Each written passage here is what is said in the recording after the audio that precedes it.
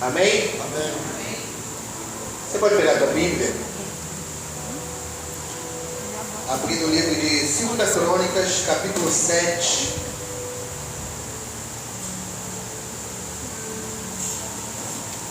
Versículo 11.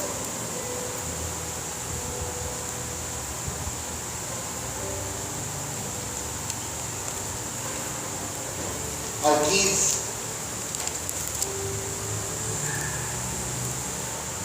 Glória a Deus. Assim diz a palavra do Senhor. Assim Salomão acabou a casa do Senhor e a casa do rei, e tudo quanto Salomão intentou fazer na casa do Senhor e na sua casa prosperou e o efetuou. E o Senhor apareceu de noite a Salomão e disse: ouvi a tua oração e escolhi para mim este lugar para a casa de sacrifício. Se eu fechar os céus e não haver chuva, ou se ordenar aos gafanhotos que consumam a terra, ou se enviar a peste entre o meu povo, e se o meu povo que se chama pelo meu nome se humilhar e orar e buscar minha face e se converter dos seus maus caminhos, então eu ouvirei dos céus e perdoarei os seus pecados e sararei a sua terra. Podeis assentar no nome santo de Jesus.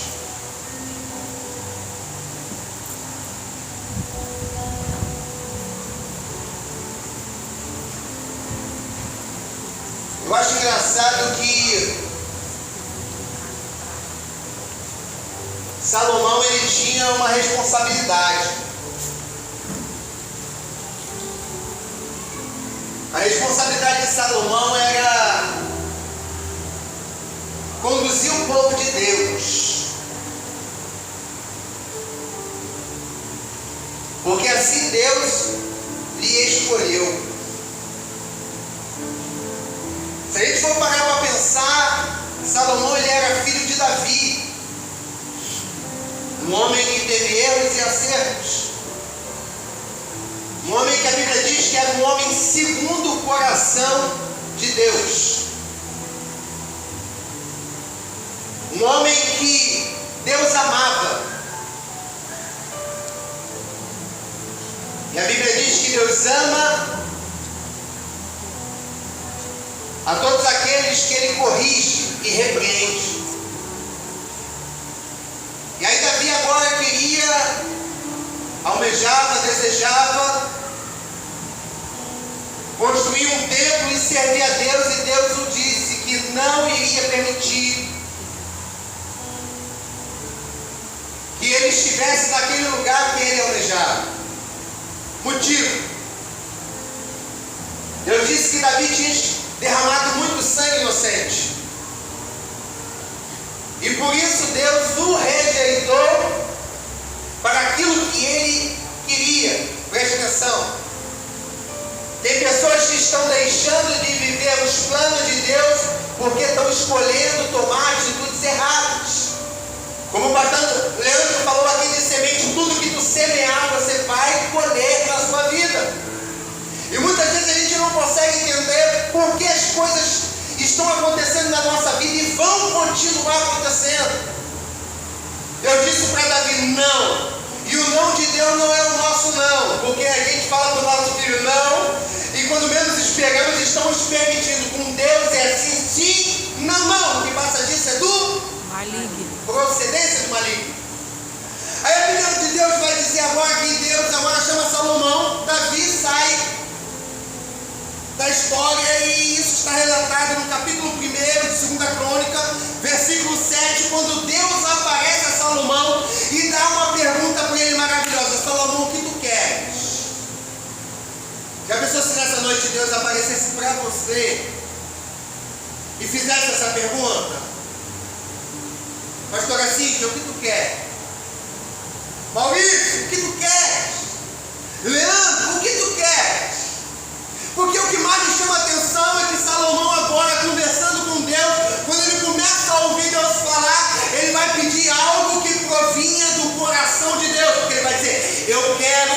sabedoria. Para quê? Governar o povo. Para conduzir o teu povo. Se eu não me engano, está no versículo 10 do capítulo 1. Então, Salomão agora ele pede a Deus aquilo que Deus queria lhe dar. E quando o nosso desejo, a nossa vontade, o nosso querer está segundo a vontade de Deus, ele vai abundantemente derramar sobre as nossas vidas. Então, pastor, por que não está sendo derramado as bênçãos sobre a nossa vida? Porque não depende de Deus, depende de você. O erro não está em Deus, o erro está em você. É você ainda que não entendeu qual é o teu chamado, o seu ofício e o seu lugar no papel que Deus lhe concedeu na sua própria vida. Porque a Bíblia vai dizer que agora Salomão, no texto que nós lemos no capítulo 2, 2 Crônicas, capítulo 7, no versículo 11, coloca aí, 20 anos depois de ter sabedoria, ele começa a conversar com Deus. E aí ele vai falar assim, assim Salomão acabou a casa do Senhor e a casa do rei, e tudo quanto Salomão tentou fazer, a casa do Senhor e a sua casa prosperou e o efetuou. Versículo 12. E o Senhor apareceu de noite a Salomão e disse, ouvi a tua oração. Aí eu fico pensando, eu fico analisando o que Deus quer comigo. Porque quando ele aparecer para mim, ele vai perguntar e vai falar comigo, não vai falar de A, B ou C. Ele vai dizer, como ele disse para Salomão, ouvi a tua oração. A minha primeira pergunta para você hoje, tu está orando? Porque tem crente que não ora, não busca, não clama, não pede, não bate, mas quer receber a presença de Deus. Não vai receber. Quando ele vai dizer assim, o meu povo, que se chama pelo meu nome, ele está agora trazendo para os nossos dias, dizendo, tu é povo de Deus? Então está inserido nessa palavra. E o contexto daquele povo, naquela época, é que Deus queria atrair o coração desse povo, para deixar bem claro para esse povo, que se o céu fosse fechado, se tudo viesse a acontecer de uma forma negativa, o comportamento do povo de Deus iria surtir efeito numa mudança geral. Porque no versículo 14 ele vai dizer assim, o meu povo, tem povo de Deus aqui? Amém. A tua postura pode mudar a circunstância não só da sua vida, mas de uma nação. Aí ele vai dizer assim, se o meu povo, versículo 14, que se chama pelo meu nome, se o... A minha pergunta para você está se humilhando na presença de Deus? Fala a verdade. Porque eu não estou aqui para te enganar, cara. Eu não estou aqui para dizer que tu vai sair daqui de todo. Se você não se humilhar, tu vai entrar e vai sair do mesmo lugar. Se você não se humilhar e orar, o que é orar? É você falar com Deus. É você conversar com Deus, é você ter uma intimidade, um relacionamento. Mas o povo não ora, o povo não clama, o povo não se humilha, mas quer a presença. Não quero te enganar não, irmão. A presença na tua vida vai continuar afastada se você não começar a entender que existe um Deus que é imutável. Ele não mudou. Como ele foi com Salomão e com Davi, ele continua sendo hoje. Deus ele tem alguns atributos: onisciência, onipresença, onipotência. Ele não muda, ele é imutável. Ele é o mesmo ontem, hoje e eternamente. Mas a igreja, ela muda de tempos em tempos. E tem tempo que a igreja prevalece mesmo, mas tem tempos que a igreja é destruída. Por quê? Pelo comportamento da igreja. Quando eu falo da igreja, eu não estou falando de tempo, eu estou falando da tua vida. Você é a igreja de Jesus Cristo. Uma igreja que deveria orar, mas não ora. Uma igreja que deveria se humilhar, mas não se humilha. Uma igreja que deveria buscar a face do Senhor, mas não busca, mas quer a presença. Quer chegar na presença de Deus e dizer assim, Senhor, aqui estou. Não vai conseguir, não. A presença de Deus, ela é real para aqueles que entendem que existiu um preço a ser pago para ela, para você ter acesso. O preço foi a morte do próprio Deus em Jesus Cristo aqui na terra.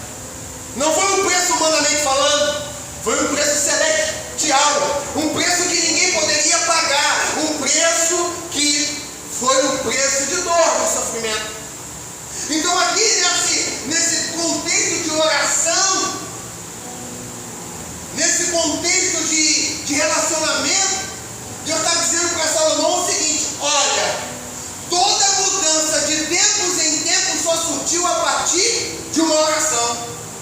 Lembra no livro de Atos? Todos estavam reunidos continuamente 10 dias clamando e orando, e de repente algo aconteceu. Irmão, quando tu está orando, tu não está vendo nada, continua orando. Tu não está enxergando nada, continua orando, porque quando você menos esperar, aquele que não tarda, ele chegará. E quando ele chegar, não tem circunstância que é impossível dele mudar. Amém. Ele é um Deus que mudou uma geração, ele mudou o mundo. O mundo para quê? O mundo para quem crê. Como quem disse, ele deu o seu filho unigênito para aquele que crê. Então eu estou falando para pessoas que acreditam em Jesus. Eu não estou falando comigo, eu estou falando para a igreja. Salomão não estava falando para o gentil, Salomão estava falando para o povo de Deus. Se o meu povo, um povo que tem que conversar com Deus, um povo que tem que se relacionar com Deus, mas é um povo que está acostumado a se relacionar com as pessoas como? No WhatsApp, mandando mensaginha, emotiozinho, emotion, não é o nome, emotiozinho. Ai Deus, obrigado, I love you. Com Deus é diferente. Então a oração que Salomão agora está, se eu não me engano é capítulo 8, versículo 1, coloca aí, vai dizer que foi 20 anos depois da primeira. Então assim, já houve uma maturidade, ele já ouviu falar, Deus já falou com ele, já lhe deu sabedoria, e agora depende dele começar a executar. A salvação é de graça para todo aquele que crê, amém. Então tu já recebeu, agora tu colocou uma veste santa, uma veste que representa um Deus santo, a igreja que não para de clamar, a igreja que não para de buscar, a igreja que toda hora, 24 horas está buscando. Tu faz parte dessa igreja? Tu está orando? Porque o diabo, irmão, ele veio matar, roubar e destruir, está em João 10, mas Jesus veio para dar vida e vida em abundância. Tu está vivendo essa vida em abundância?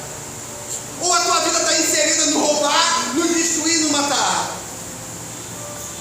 Quando ele está falando aqui em relação à intimidade, ele está querendo dizer, olha, você tem que orar, porque a oração é a base da restauração. Um povo que não ora não é restaurado. Um povo que não clama não é respondido. Um povo que não bate, as portas não vão se abrir. Por quê? Porque nós estamos em guerra. Em guerra não tem cartinha, irmão. Na guerra você mata ou você morre. Na guerra não tem como você ficar junto com o seu inimigo. Já pensou? Você está na guerra, irmão. Vamos dizer na guerra. E você chega e fala... Pode gravar. Eu duvido alguém do terceiro comando e do comando vermelho fala assim: aí, vamos bater um papo. Duvido. Quem estão em guerra, ou eles matam ou eles morrem. Não é uma guerra? Aí a igreja está em guerra. Ao domingo e aos quartos, louva ao Senhor. Aí sai de mão dadas com o inimigo e vai para casa. Tem alguma coisa errada? Então Deus está dizendo assim: ó, olha, é chegado o momento de se consertar, e a correção vai vir lá fora. Não, a correção vai vir na minha igreja. Começa na minha vida, começa na tua vida. É você que tem que mudar, é você que tem que orar, é você que tem que clamar, é você que tem que fazer com que a palavra de Deus ela venha surtir efeito na tua vida, porque as circunstâncias do mundo não podem mudar quem você é. Quem é você? Quando a gente fala em oração, parece uma utopia. Uma utopia porque, tipo assim, falamos que Deus não mudou. Deus não mudou. Mas por que as coisas ainda não acontecem na nossa vida? Tem alguma coisa errada. E não estou falando aqui de problema, de luta, de aflição, não. Estou falando do comportamento da nossa vida, que nós somos, dentro da igreja, fora da igreja. Quer ver um homem que era exemplar na presença, dentro da igreja e fora da igreja? Daniel. Daniel, ele era um homem que o local em que ele estava não mudava quem ele era. Se você muda nos locais que você está, vigia, porque o diabo está prevalecendo contra a tua vida. Ou você é luz ou você é trevas. Não tem como estar em dois opostos andando em comum acordo. Amós 3:3. Andarão dois juntos se não tiver em comum acordo. Luz com trevas não se dá. Porque o certo, a Bíblia diz que a luz dissipa as trevas.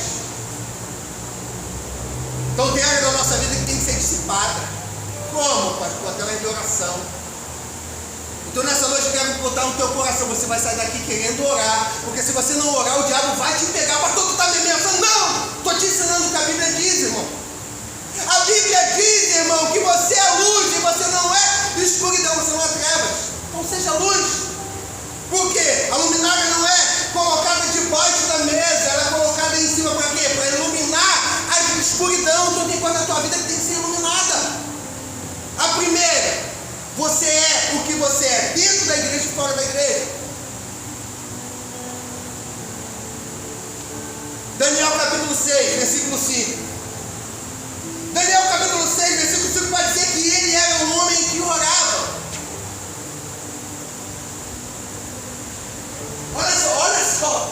Então esses homens disseram, nunca acharemos ocasião alguma contra Daniel. Então presta atenção o que estava acontecendo nesse cenário.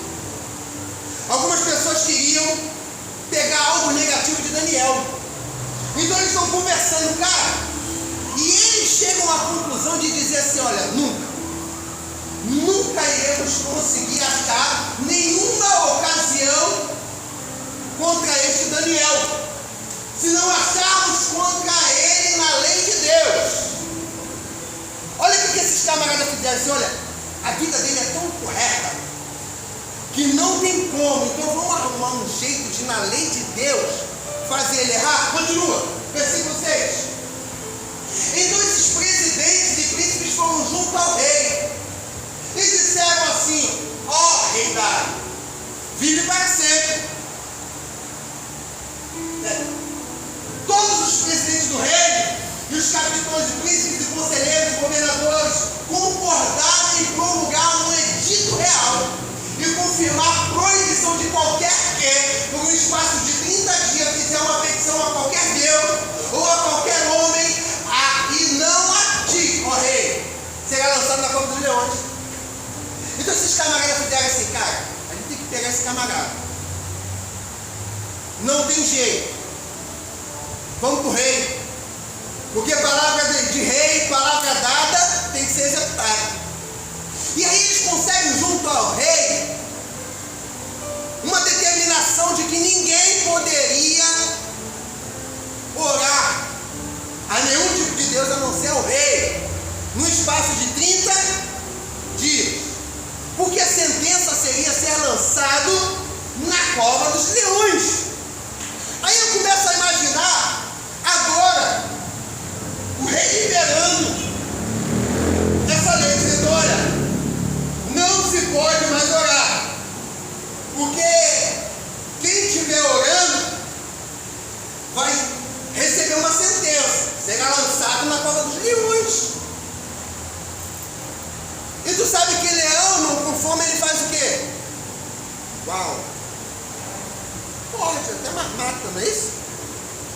Então a conversa entre eles era que o objetivo era pegar Daniel. Porque tu acha que o objetivo das trevas é o quê? É pegar a tua vida, te matar. É te destruir. Aí o versículo 8, bota então 10. Agora, pois, ó rei, confirma a proibição e assim dito, para que não haja mudado, não seja mudado conforme a lei dos medos e dos persas, que não se pode revogar. Por essa razão o rei da área assinou o edito e a proibição. Ponto. Versículo 10. Pois quando soube que o edito estava assinado, entrou em sua casa. Ora, havia no seu quarto janelas para o lado de Jerusalém, e 3 vezes ao dia punha de joelho e orava e dava graça diante do seu Deus, como também antes costumava fazer. Então o edito foi feito. Sabe o que Daniel fez?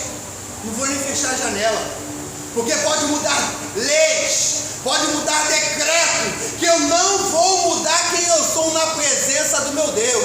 Com decreto ou sem decreto, eu dobro o meu joelho para orar, eu dobro o meu joelho para clamar, eu dobro o meu joelho para buscar, independente do que eu vou sofrer, eu continuo sendo mesmo. Sabe o que aconteceu? Daniel foi lá e dobrou o joelho.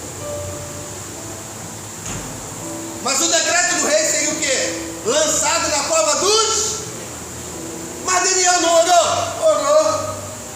Então o que aconteceu com o rei? Seja lançado na cova dos leões. corajoso, irmão, ir para a cova dos leões? Porque agora estamos falando de um crente que está rompendo barreira. Mas um crente que tem o que? Intimidade e relacionamento com Deus. Você é um desses? Um desses que tem intimidade e relacionamento com Deus, que tu sabe que ainda que por mais que seja difícil, você confia tanto a Deus que você coloca a tua vida em risco. Versículo 22. O rei gostava de Daniel, mas ele já tinha decretado,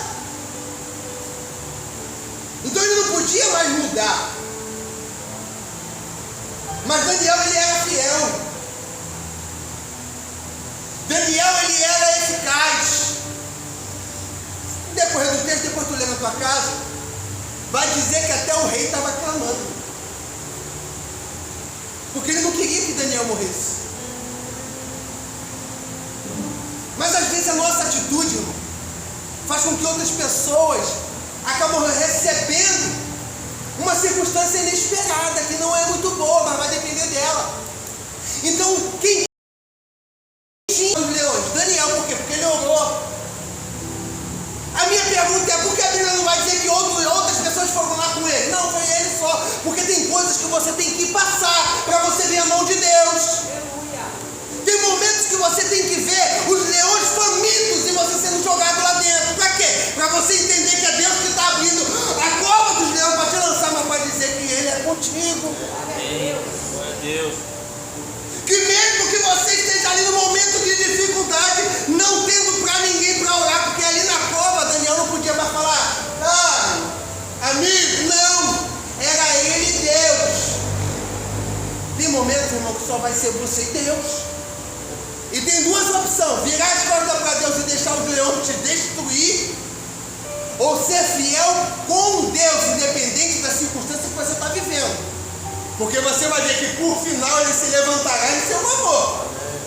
Daniel, quando ele entende no versículo 22, ele vai dizer, olha, o meu Deus enviou um anjo e fechou a boca do leão para que não fizesse dano, porque foi achado em mim.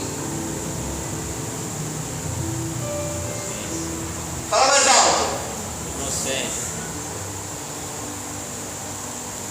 A inocência que foi achada em Daniel foi o fator chave para o sobrenatural de Deus acontecer na vida dele. Mas sabe qual é o problema da igreja? A igreja hoje não tem a inocência de Deus poder determinar que pode ser honrado. Por quê? Porque está colhendo os seus próprios erros, das suas próprias falhas, dos seus próprios pecados. Do que se queixa o homem, senão dos seus próprios pecados? Mas na hora de dizer se o meu povo é a presença de Deus, quer botar as bênçãos de Deus atribuídas em você, mas com Deus não é assim, irmão. Porque Deus, ele é justo. Justo, o que é justiça? Ele é justo. Se não for encontrada inocência, ele não pode intervir. Por isso que o provérbio vai dizer o que encobre as suas transgressões nunca vão prosperar, porque está achando que Deus não está vendo, mas Deus já viu, Deus já sabe. E a sentença é que Satanás tem direito de requerer. Pecado liberado e confessado apaga a legalidade de Satanás requerer. Começa a confessar para Deus os teus erros. Começa a clamar a Deus, começa a buscar, começa a desesperadamente viver. 2 Crônicas capítulo 7, tu é povo de Deus, então ora, busca, clama e se arrepende. Porque tem gente que não quer se arrepender, não. Tem gente que não quer se arrepender na presença de Deus, mas quer viver o sobrenatural de Deus. Deus envia um anjo. Quem aqui já viu um anjo? Levanta a mão.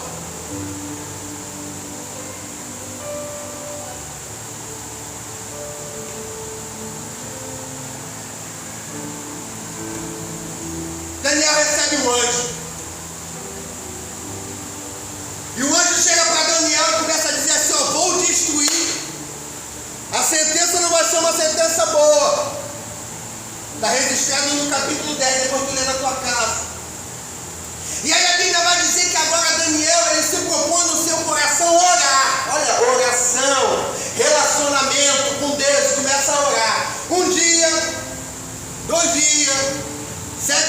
fecha uma semana. Depois mais 7 dias, fecha mais uma semana. 7 dias, fecha mais uma semana. 3 semanas orando. 3 vezes 7, 21. 21 dias orando e parecia que nada tinha acontecido. Aí Deus vai dizer o seguinte: olha, Daniel, desde o primeiro dia que você começou a orar, eu ouvi e já enviei a resposta. Mas a resposta não chegou. Por quê? Porque o príncipe das trevas, da Pérsia, ele resistiu. Irmão, tem coisas que já estão no caminho da tua vida, da tua casa, da tua família, mas a luta é no reino espiritual. Você tem que prevalecer. Você tem que se posicionar. Você tem que fazer como Daniel, não desistir. Tem pessoas aqui nessa igreja que já era para estar com toda a família liberta, mas não foi por quê? Porque foi fraco. Começa a vir, Deus começa a movimentar, acha que tá bom, não vem para o culto, não vem para a reunião, não faz nada. Aí depois, pastor, ora por mim, ora por tu, não, tu tem que viver a consequência do teu Deus. Foi ensinado, foi orientado, não fez? Receba a consequência dos seus erros. O problema não é o pastor, os pastores, o problema é você. Quando eu estou falando você, eu estou falando todo mundo, estou falando de mim. Essa palavra veio para mim primeiro, eu tenho que mudar. Eu tenho que receber o anjo dizendo, ouvi a tua oração, por isso que eu cheguei aqui. Relacionamento, intimidade. Daniel, ele começa a ter essa intimidade e ele vê um anjo. E o anjo começa a dizer para ele, olha, Deus mandou dizer que ele ouviu a sua oração, mas também ouviu o seu choro. Cada lágrima que um crente faz cair dos seus olhos, irmão, são colhidas por Deus, não passa em vão, não. Deus está vendo. Mas o problema é que a gente quer mostrar a nossa lágrima para pessoas. Então a gente chora para quem não devia chorar, a gente abre a nossa boca para quem não deveria ouvir, mas para aquele que está no nosso quarto esperando o secreto, ele está lá e a gente não chega. Não chega para orar, para conversar com Deus. Daniel, ele vive esse momento de intimidade, mas é um momento de luta, momento de dor. Quem aqui, irmão, tem uma causa que tu está orando, mas parece que as coisas não estão se movimentando? Levanta a mão. Você está orando, glória. Daniel estava orando desde o primeiro dia. Parecia que nada estava acontecendo, mas ele continuou orando. Então, continue orando. Coloca Daniel capítulo 10, versículo 13. Porque tem guerras que nós não vamos ganhar na nossa força. A força vai vir de cima. E quando a ordem vier de cima, as coisas vão começar a acontecer. Olha, Daniel parecia que nada estava acontecendo, mas o príncipe do reino da Pérsia, ele resistiu 21 dias. E eis que Miguel, um dos primeiros príncipes, veio para ajudar-me, e eu fiquei ali como rei da Pérsia. Se for necessário, Deus dá ordem a um anjo para guerrear em direção à bênção que ele já liberou para a sua vida. Então permanece, não para. A oração, ela tem que ser contínua. A oração, ela tem que estar sempre em busca de algo sobrenatural, porque o que é de natural já foi feito. E eu te digo, a oração, ela é a chave da minha e da tua vitória. Quer ser vitorioso? Comece a orar. Quer ser vitorioso? Comece a clamar. Comece a ser persistente. Porque na oração sobrenatural vem. Tem coisas que naturalmente falando é impossível. Exemplo, Ana, esposa de Elcana, ela era o quê? Estéril. Quem é estéril pode ter filho? Não. Então o que ela fazia? Ela ia para o templo orar. Ela ia para o templo clamar. Ela ia para o templo chorar. E toda vez que ela estava fazendo esta busca, este clamor, este choro, as pessoas estavam vendo que ela estava determinada em buscar e julgando, está bêbada. Até que a resposta dela veio através de uma palavra liberada de quem estava com a responsabilidade da palavra. Irmão, às vezes a palavra é liberada aqui do altar para a tua vida e você não pega, você não entende que é para você.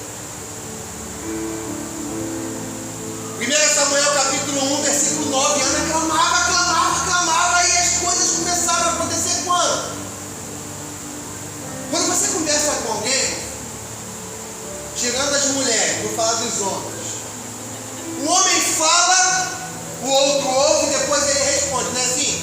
Porque mulher, vamos dizer, eu estou conversando com minha mulher e ela está falando, eu quero falar, não consigo que a mulher fala mais. É isso? Mas no normal você fala, depois você para para ouvir. A minha pergunta para você está falando com Deus, beleza? Você parou para ouvir agora Deus falar com você? Ana não foi um dia, não foi um mês, não foi um ano, foram vários dias, vários anos. Até que a palavra foi liberada no altar da igreja. E o que ela buscava foi resolvido na vida dela. Talvez hoje é a noite que Deus está liberando uma palavra para mudar a tua vida hoje. E tu vai sair daqui no sobrenatural vivendo a tua vida. Ana, daqui a tanto tempo, ano que vem, você vai estar com a tua bênção. Ano que vem, até chegar ano que vem, há um processo da criança ser gerada no ventre, dela crescer, até chegar o tempo dela nascer. Mas a palavra foi liberada é na igreja. Deus está liberando palavra na igreja para começar a germinar na tua vida. Tu pode achar que não está surgindo efeito nenhum, mas está crescendo, está passando o tempo, tu menos esperar, a bênção vai chegar. A dor de parto ela é maravilhosa para os homens que não sentem nada. Mas para as mulheres é insuportável, não é? Mas depois quando a criança nasce, irmão, tu está passando um momento de dor. Jesus ele vai dizer isso está tipologicamente falando da igreja. Tu pode estar sofrendo com dor, mas quando o teu filho nascer, quando tu se encontrar com Jesus, irmão, toda dor, Apocalipse vai dizer que não vai ter choro, não vai ter dor, não vai ter pranto. Isso já se passou. Por quê? Porque ele enxugará dos vossos olhos toda a lágrima. Jesus ele quer enxugar a lágrima dos teus olhos. Mas pastor, eu nem choro. Não acredita que tem crente que não chora? Tem crente que não consegue chorar. Tem crente que não consegue expressar sentimentos. Por quê? Talvez está acostumado a ver novela. E na novela a pessoa chora até sem querer, não é assim, gente? O ator. Ou então criança. Não sai uma lágrima. Alguém já passou por essa experiência com uma criança? A criança está xingando, não sai uma lágrima, mas ele está olhando lá fingindo que ele está chorando, não está descendo uma lágrima. Aí quem está de fora olhando a criança dizendo, olha lá, a criança está chorando, tadinha. Cadê a mãe? Cadê o pai? Mas o pai e a mãe que conhece sabe quando é dentro e quando é duro. Talvez seja o momento de você começar a expressar a dor que tu sente no teu coração para Deus. Porque enquanto for tempo, o pai e a mãe vêm e falam assim, mas eu me lembro do meu filho, quando ele chorava mesmo. Vou te contar uma história que você talvez não acredite. Uma vez meu filho passou mal, teve gente que ia sair carregando meu filho até quase sem roupa. Lembra disso? Pelo desespero que meu filho estava dando convulsão. No momento de dor, de sofrimento com aquela pessoa que você ama, você esquece de si próprio com o único objetivo: cuidar, tratar ou resolver o problema daquele que tu realmente ama. É isso que está faltando à igreja. Tu ama Deus? Pedro disse, eu amo. Começa a apacentar as minhas ovelhas. Mas Senhor, tu sabe que eu amo. Tem gente que está na igreja olhando para a cara de Jesus dizendo, eu te amo. Jesus está falando, não, beleza, apacenta as minhas ovelhas. Mas Senhor, tu sabes que eu te amo. Aí vira as costas e começa a chorar. Por quê? Porque com um Cristo, irmão, não é qualquer choro que incomoda o coração dele, não. Tem gente que acha que se fizer o que Judas fez, Jesus vai quebrantar o coração. Lembra? Judas traiu Jesus, deu um beijo. Jesus fala assim, pô, tu me traz um beijo, amigo. Aí depois ele quis devolver as 30 moedinhas de prata. Não rolou nada. Remorso é diferente de arrependimento. Arrependimento é como Pedro, Senhor, eu vou para a morte contigo. Jesus fala assim, ainda esta noite tu vai me negar 3 vezes. Aí ele errou. galo cantou e ele negou. O que ele fez?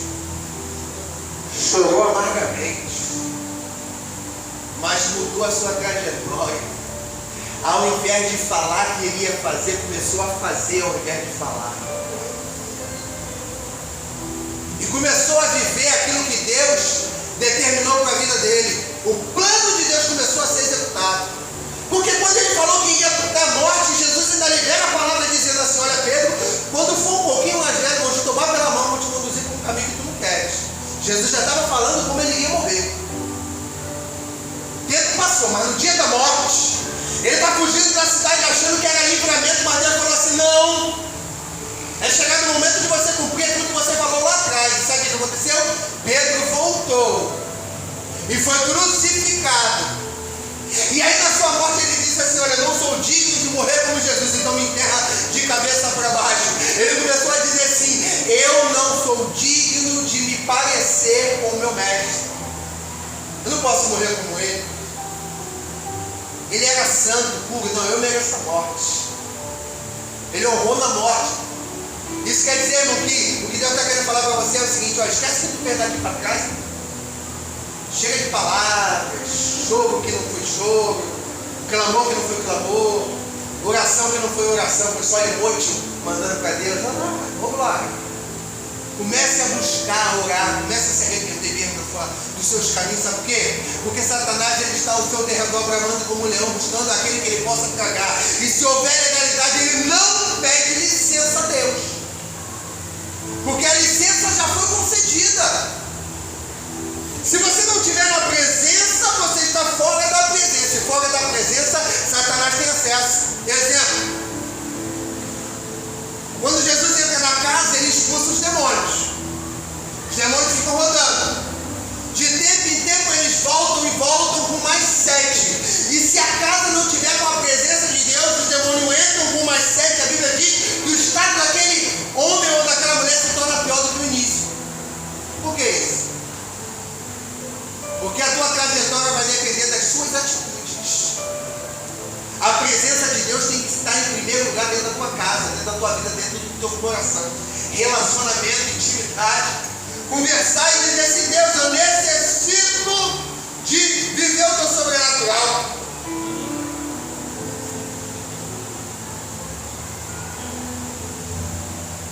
Rapaz, o tempo já passou e ainda está na metade da palavra.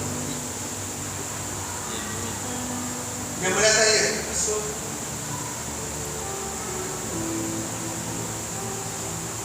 A gente tem que orar mais, irmão. Josué era um homem de tanta oração. Bota aí para mim. Minha mulher vai me matar. Antes dela me matar, eu fico dando mais. Josué capítulo 10, versículo 12. 10, 12 ao 15. Rapidinho.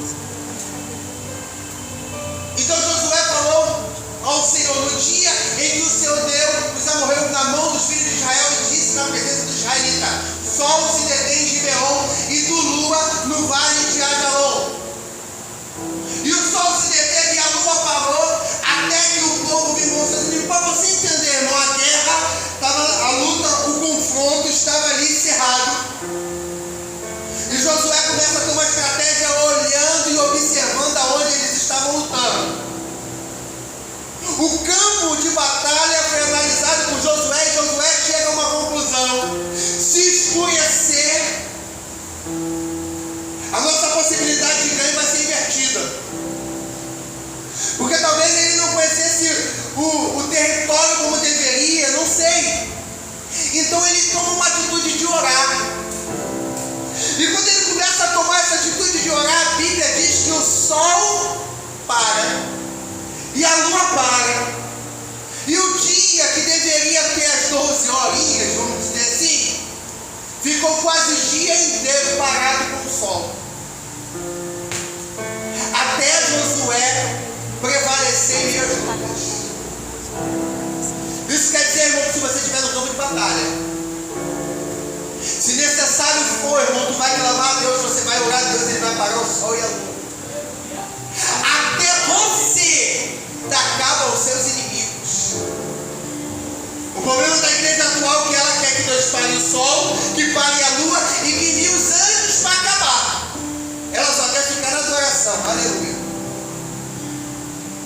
no dia da sua angústia, da sua dor, tu se mostrares frouxo, a sua força será pequena.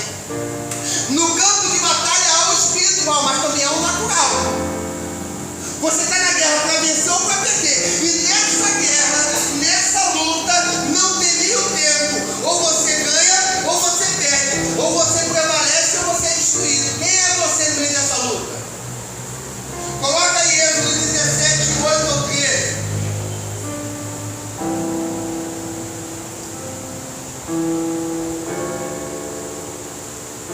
Êxodo 17, capítulo versículo 8. Campo de batalha. Eu já perguntei quem tem luta e muitas pessoas levantaram a mão. Então eu vou te pedir para você ficar de pé. Fica de pé. Porque no campo da batalha, irmão, cada um tem que estar no seu devido lugar. Mas tem coisas que a gente está esperando o outro fazer, quando na verdade quem tem que fazer somos nós. Então, numa guerra contra Israel, em Redifim, os amalequitas se levantaram, e quando eles começam a se levantar, Moisés toma uma atitude. Versículo 9. Moisés disse, por isso disse Moisés a Josué: escolhe um homem que sai peleja contra Amaleque. Amanhã eu estarei sobre o cume do outeiro e a vara de Deus estará na minha mão.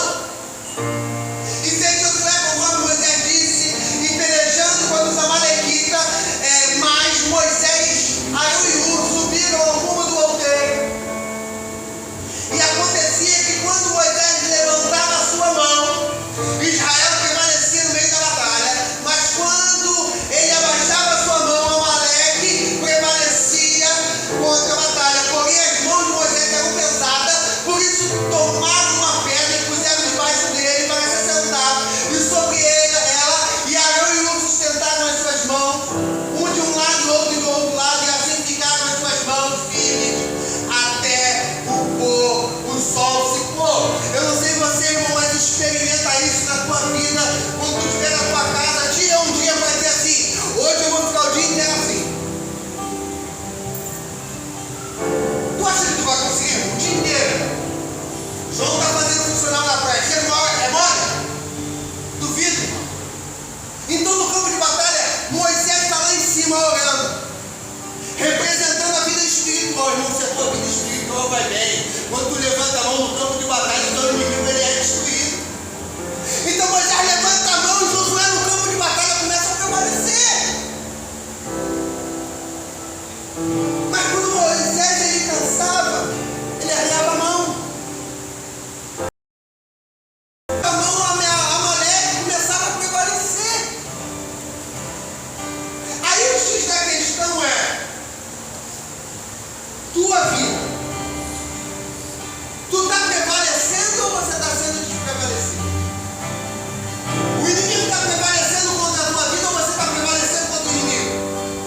Porque talvez, irmão, você tem que entender que o espiritual às vezes cansa. Moisés ele era o cara, falava com Deus face a face, mas o braço dele cansou.